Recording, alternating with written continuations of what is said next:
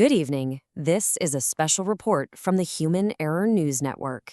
We're about to dig into a hidden danger that millions of us face every single year, and trust me, it's not what you think. The real risk is hiding in plain sight, in a place you would never, ever expect it. Just let that sink in for a second. We spend so much energy worrying about what happens once we're airborne, but what if the real threat isn't up in the air at all? That's right. That long, slow, incredibly frustrating line you have to stand in, that might be creating a much bigger danger than anything you'll face at 30,000 feet. The real question is, how on earth is that possible? Think about it. You've done everything right. You booked the flight, you packed your bags, you even showed up to the airport early. And there you are, just stuck.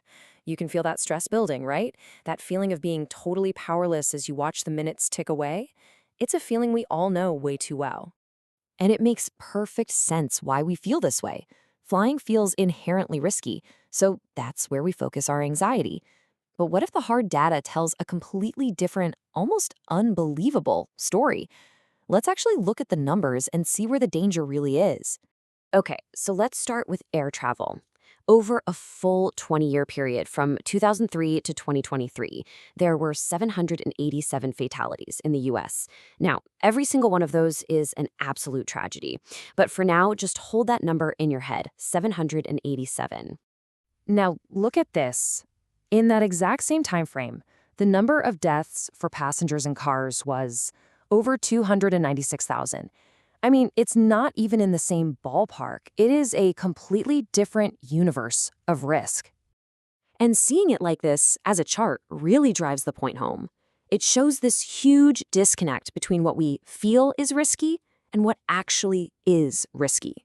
We worry about that tiny little bar on the left, while the giant, towering danger on the right is something we do almost every day without a second thought. So here's the bottom line, and this comes from the National Safety Council. Mile for mile, you are 1,200 times more likely to die in a car than on a commercial flight.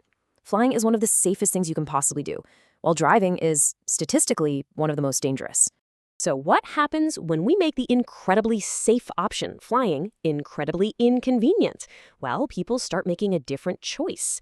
It's a basic economic idea called the substitution effect. When the hassle and the wait times at airport security just get to be too much, a lot of us decide to drive instead. We substitute the plane for the car. And this is where it gets really chilling. Research from Cornell University actually mapped out this hidden cost. It's a clear chain of events. Step 1, long airport delays push people to drive. Step 2, this isn't random. It creates a predictable pattern. And step 3 is the tragic result. For every 1 million people who choose to drive instead of fly, an estimated 15 additional people die on the roads. That airport delay isn't just an inconvenience. It's a link in a lethal chain. Our gut reaction standing in that long line is to get frustrated with the TSA agent, right? To blame the person right in front of us for the breakdown. But what if we're looking at it all wrong? What if we're blaming the symptom and completely ignoring the disease? This brings us to the absolute core idea of our report tonight.